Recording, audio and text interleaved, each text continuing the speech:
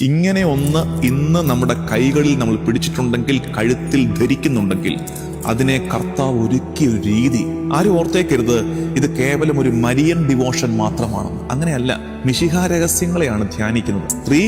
സ്ത്രീയുടെ സന്തതി, സർപ്പം. ഇവിടെ സ്ത്രീ നിശ്ചയമായും പരിശുദ്ധ കന്യകാമറിയം, സന്തതി അവളിൽ നിന്ന് പിറന്ന ഈശോ മിശിഹ, സർപ്പം പിശാച്.